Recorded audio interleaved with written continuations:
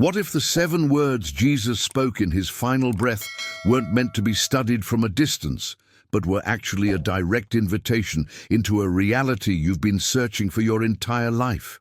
For 2,000 years, we've approached those final moments on the cross as sacred mysteries, words to be analyzed, debated, theologized, but always kept at arm's length, as if they belonged exclusively to that one extraordinary moment in history. We've built entire doctrines around them, composed hymns that echo through cathedral walls, and convinced ourselves that the best we can do is reverently reflect on what happened that day. But here's what might completely transform everything you thought you knew about your spiritual journey. Those final words weren't the closing statement of someone leaving this world. They were the opening of a door that's been standing wide open ever since, waiting for you to finally step through. Has this ever happened to you?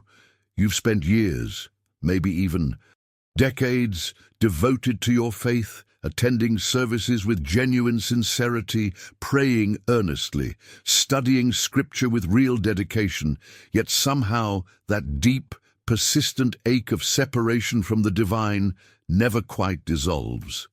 There's this invisible barrier that seems to exist between you and the sacred, between your ordinary human experience and the extraordinary consciousness that Jesus embodied in those final moments.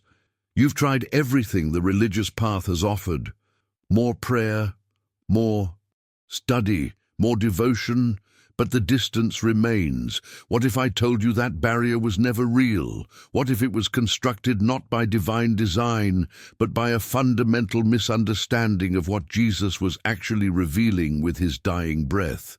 But before we begin, please hit the like button and let me know where in the world you're watching from today. It's always fascinating seeing who's joining us from around the world. And if you haven't already, make sure to hit that subscribe button and turn on the notification bell so you don't miss any of our future videos. Think about the magnitude of that moment. A man facing the most brutal execution imaginable, stripped of everything, hanging between heaven and earth, has only enough breath left for a handful of words. In that space where most people would think only of themselves, their pain, their fear, their impending death, Jesus spoke words that have echoed through millennia. But we've made a critical error. We've treated those final statements as proof of his unique divinity, as evidence of how different he was from us, when in reality they were demonstrating something far more revolutionary. He was showing us what becomes possible when a human being fully recognizes their true nature. Stay with me until the end of this exploration, because what you're about to discover might completely revolutionize not just your understanding of Jesus' final moments, but your entire experience of what it means to be human.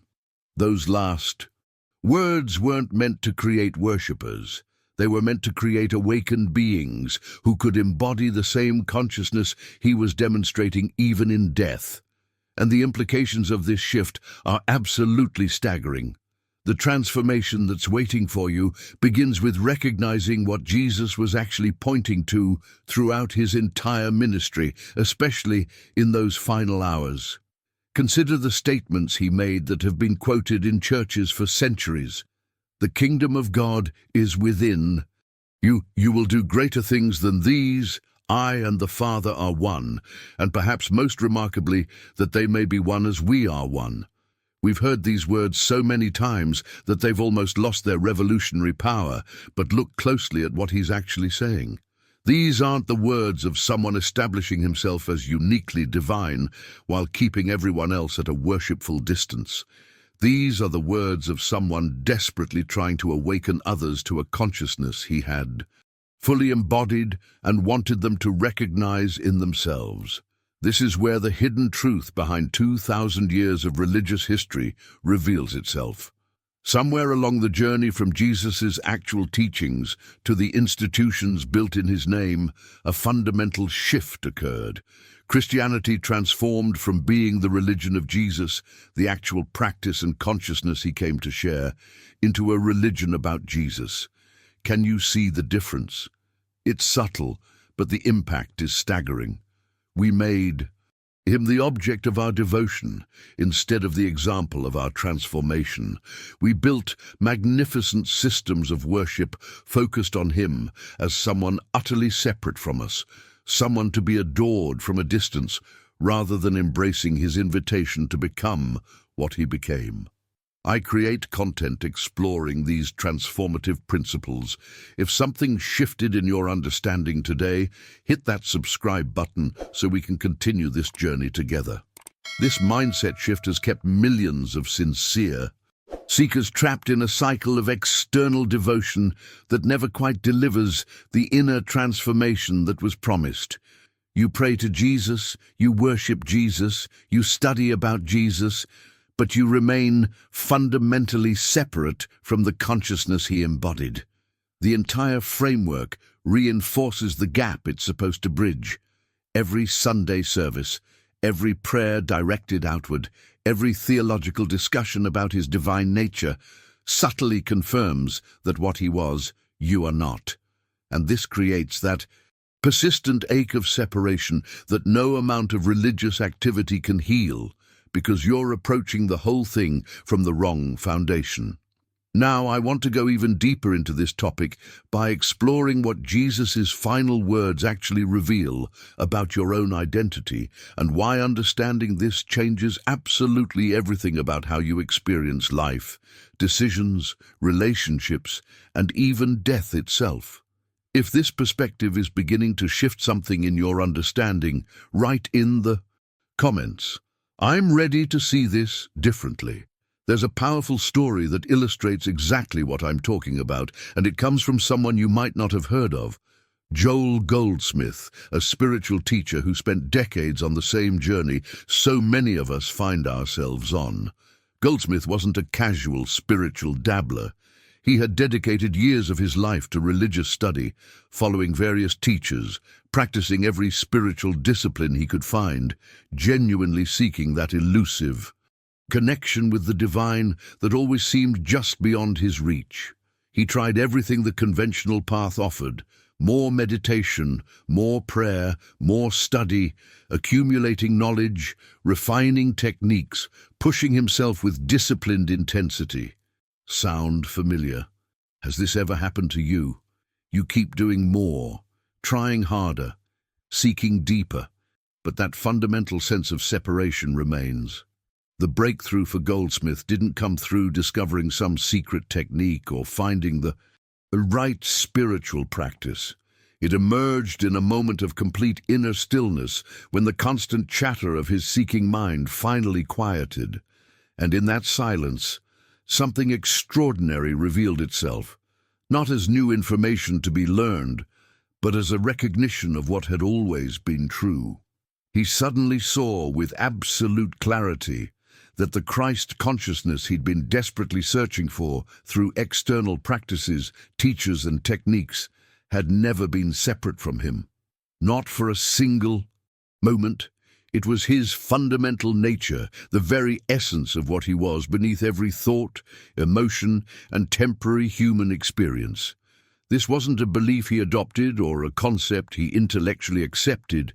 It was a direct recognition that changed the entire trajectory of his life. The impact rippled through every dimension of his existence. Chronic physical conditions dissolved, financial struggles resolved in unexpected ways, and an unshakable inner peace emerged that remained steady, regardless of external circumstances. But here's what matters most. The transformation didn't happen because he finally got the spiritual formula right. It happened because he stopped looking outside himself for what was already present within. This shift from seeking to recognition is the hidden truth behind everything Jesus was demonstrating, especially in his final moments. The journey isn't about achieving something you don't have. It's about recognizing what you've always been.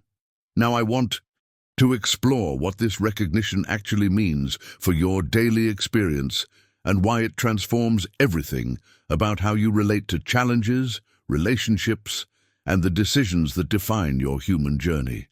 If you're beginning to sense that you've been searching in the wrong direction, write in the comments, "I recognize this pattern." Here's where everything you've been taught gets turned on its head in the most liberating way possible. The Christ consciousness that religious tradition has, positioned as something to worship from a distance, something that belonged exclusively to one man who walked the earth 2,000 years ago. That consciousness is actually the fundamental reality of what you are right now, in this very moment. Not as a poetic metaphor to make you feel better about yourself, not as an inspirational concept to aspire toward someday, but as the literal truth of your essential nature beneath every passing thought, every fluctuating emotion, every temporary circumstance that seems to define your human experience. This is the hidden truth behind what Jesus meant when he said, "The kingdom of God is within you." We've turned that statement into a comforting platitude, something nice to quote in difficult times, suggesting that maybe you have some divine potential buried deep inside that you might access if you pray hard enough or live righteously enough. But that completely misses the revolutionary impact of what he was actually saying. He wasn't talking about future potential or eventual achievement. He was making a direct statement about present reality, the consciousness he embodied, that awareness of unity with the divine, that unshakable peace that remained steady regardless of external storms, that ability to see through the illusion of separation. This was never his exclusive possession. It was his recognition of what we all share as our deepest identity. The entire trajectory of your spiritual journey shifts the moment you truly grasp this. You're not on a path of becoming something you're currently not. You're not accumulating spiritual merit through disciplined practices, hoping that eventually you'll achieve enough righteousness to earn God's approval or attain some elevated state of consciousness. That whole mindset of spiritual achievement, of climbing a ladder toward distant divinity, collapses when you recognize what's already true. The divine presence isn't a destination you're traveling toward through years of effort and devotion. It's the ground you've been standing on the entire time, the consciousness that's been looking through your eyes, the awareness that's reading these words right now. Think about the implications of this transformation in understanding.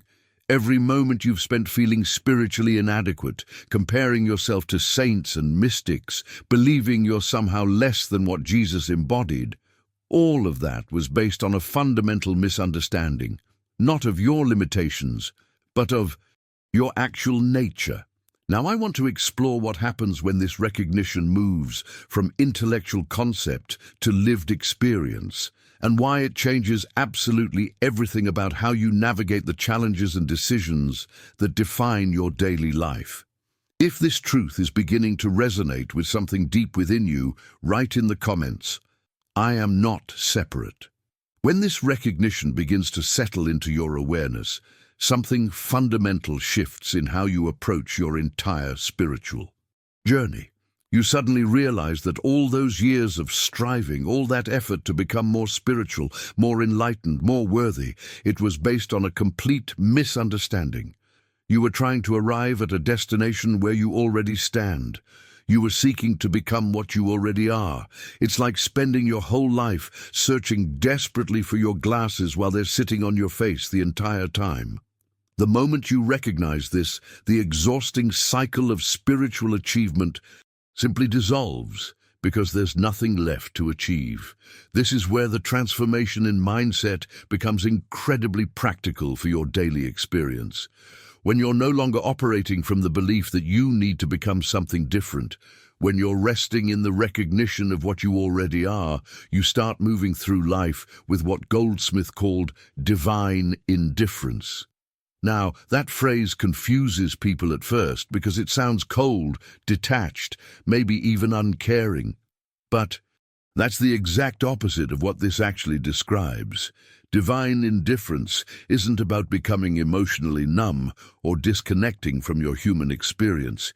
It's about discovering a profound inner stability that allows you to engage with life fully, without being completely destabilized by every shift in circumstances. Think of it like standing in the eye of a hurricane.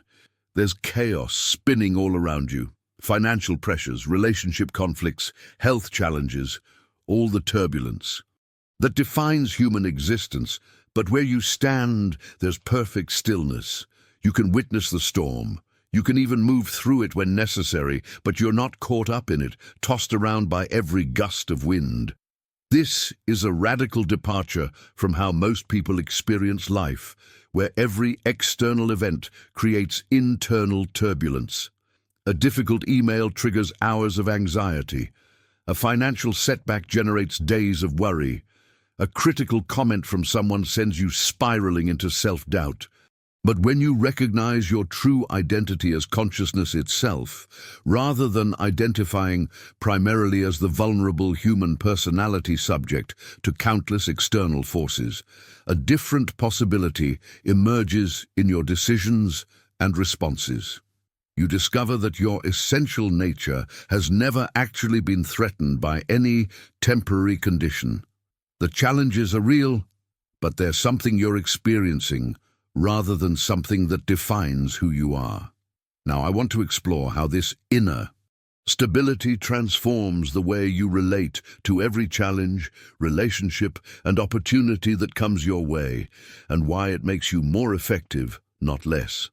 If you've experienced even glimpses of this unshakable peace, write in the comments, "I know this stillness." The remarkable thing about this inner stability is that it's not theoretical. It's something Jesus demonstrated constantly throughout his life, especially in moments that would have completely overwhelmed anyone operating from ordinary reactive consciousness. Remember the story of Jesus sleeping peacefully in the boat while waves crashed violently around him and his disciples were absolutely panicking, certain they were about to drown? Or think about Jesus remaining completely centered and clear when facing hostile crowds, intense political pressure, even the prospect of his own execution. We've read these stories so many times that we've filed them away as proof of his divine specialness, something utterly beyond our reach. But that's exactly the misunderstanding that keeps you trapped in separation. That unshakable peace wasn't superhuman detachment or some unique divine quality you could never access. It was the natural expression of someone living from Christ consciousness rather than from reactive human personality. When you know yourself as consciousness itself, when you're anchored in that recognition rather than identifying primarily with the vulnerable body-mind navigating temporary circumstances, you don't get tossed around by every wave. The storms still happen. The challenges are real, but they don't destabilize your essential being because you've recognized something within yourself that remains fundamentally unshaken regardless of what's happening externally. This isn't just beautiful philosophy that makes you feel inspired for a few moments. This recognition produces tangible, measurable results in the physical world. When Goldsmith had his awakening, his transformation wasn't limited to inner peace and spiritual satisfaction. Chronic health conditions that had resisted every medical intervention began dissolving naturally without any external treatment. Financial struggles that had created constant stress and limitation started resolving through channels so unexpected he never could have strategically planned or manipulated them into existence. These weren't supernatural miracles requiring divine intervention from some external God reaching down to fix his problems. They were natural expressions of living from a completely different foundation. When you know yourself as consciousness rather than identifying as a limited body-mind subject to countless external forces, something fundamental shifts in how reality responds to you. The limitations that seemed so solid and unchangeable were actually reflections of a limited identity. When that identity expands into recognition of what you truly are, the corresponding limitations naturally dissolve because they were never rooted in ultimate reality. They were expressions of a false understanding about your essential nature. Now I want to explore how you can begin living from this recognition in your daily life, and why it doesn't require years of spiritual practice or perfect understanding to start experiencing the impact. If this is making sense at a level deeper than intellect, write in the comments. This resonates deeply. So how do you actually live from this recognition in the midst of ordinary daily life? Because understanding something intellectually is very different from having it become your lived reality when you're stuck in traffic, dealing with difficult people, or facing challenges that trigger all your old patterns. Here's what's beautiful about this. It doesn't require adding another spiritual discipline to your already overwhelming schedule. It's about bringing a different quality of awareness to what you're already doing. Goldsmith called this maintaining a listening attitude throughout your day, and it's remarkably simple. In any moment, whether you're in a stressful business meeting, having a difficult conversation, sitting in traffic feeling frustrated, or facing a decision that normally would trigger anxiety, you can pause for just a breath and silently acknowledge to yourself, the Christ that I am is present right now. You're not trying to conjure up some special feeling or achieve an elevated spiritual state. You're simply recognizing what's already true about your identity in this moment. This subtle shift gradually transforms your center of gravity from identifying with personality, circumstances, and emotions to recognizing the changeless consciousness that witnesses all these temporary experiences. The impact of this practice shows up in real, tangible ways. Let me share a story that illustrates this perfectly. There was a woman named Sarah who had suffered from debilitating anxiety disorder for 15 years, not occasional nervousness or manageable stress, but anxiety so severe it often left her unable to function normally. She tried everything: multiple medications, years of therapy, breathing techniques, meditation apps, energy healing sessions, thousands of dollars and hundreds of hours invested in trying to fix what felt fundamentally broken about her nervous system. When Sarah first encountered this teaching about Christ consciousness being her true identity, her reaction was dismissive. How could abstract spiritual concepts possibly help with the very real, intensely physical symptoms that hijacked her body multiple times a day? But something in her recognized a truth beneath the skepticism. She began practicing something radically different during moments when anxiety was particularly intense. Instead of fighting the sensations or desperately trying to make them disappear, she would silently acknowledge, "This anxiety is something I'm experiencing, but it's not what I am." That simple recognition created space between her true self and the emotional weather passing through her experience. Within weeks, something profound began shifting. The anxiety didn't magically vanish, but her relationship to it changed so completely that the same feelings no longer had the power to control her life. Then there's Michael's journey with financial collapse and mounting debts that threatened everything. His transformation didn't come through manifestation techniques or positive thinking. It came through recognizing his source as the infinite consciousness within him, not external circumstances.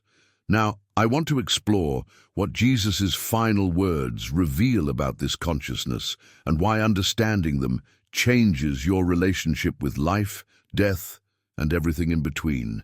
If you're experiencing this shift in perspective, write in the comments, "I'm ready for this transformation."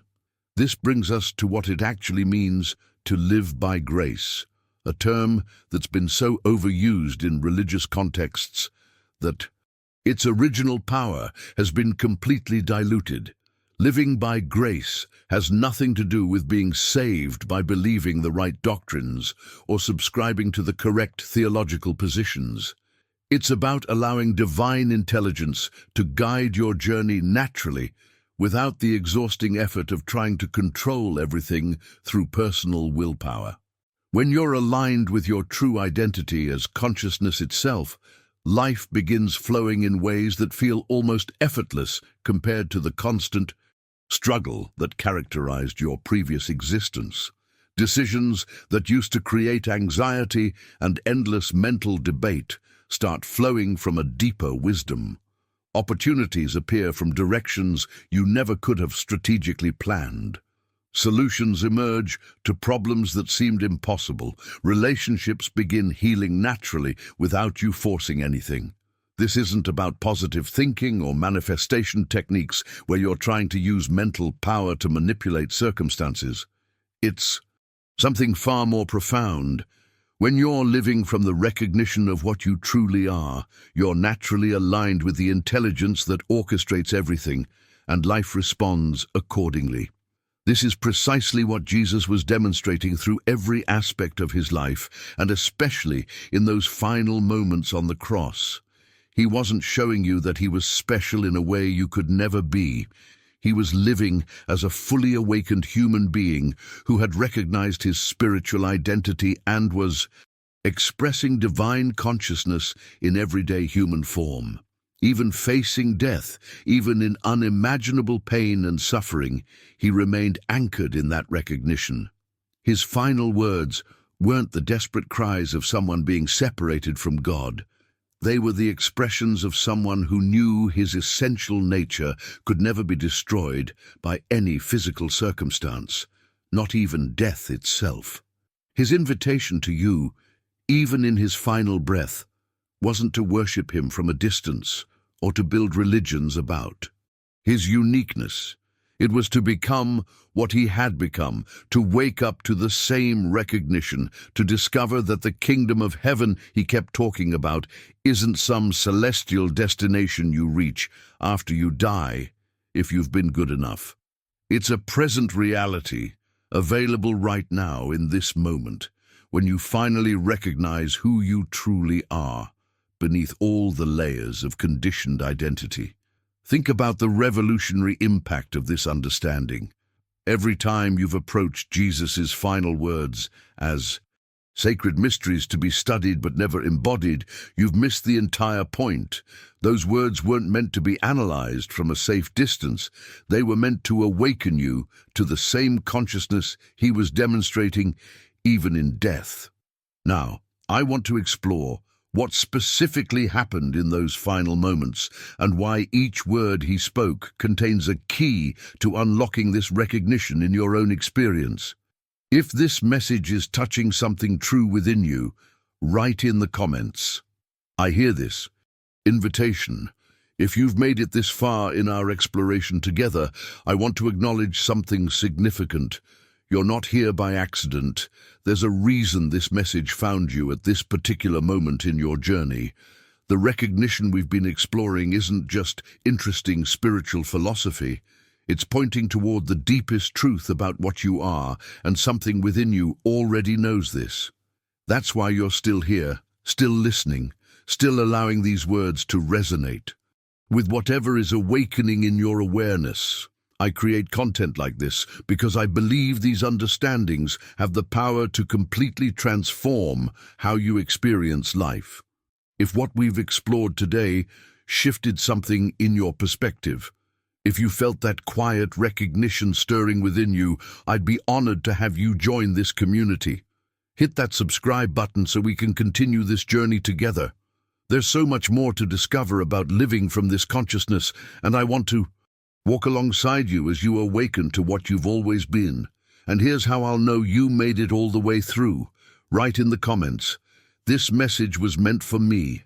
When I see that, I'll know you received what was intended for you in this moment. Your comment also helps this video reach others who might be ready for this recognition, creating ripples that extend far beyond what we can see. If this resonated with you, leaving a like helps tremendously. It's a simple way of saying this matters, and it ensures that others who need to hear this will find their way here exactly when they're ready. There's a video right here that takes this understanding even deeper into what Jesus' actual final words reveal about your identity and why they hold the key to complete transformation. Click and continue with me over there. I think you'll find it's exactly what needs to come next on this journey we're taking together. The consciousness that you are has always been whole. I'm simply grateful to be here as you remember what you've always known.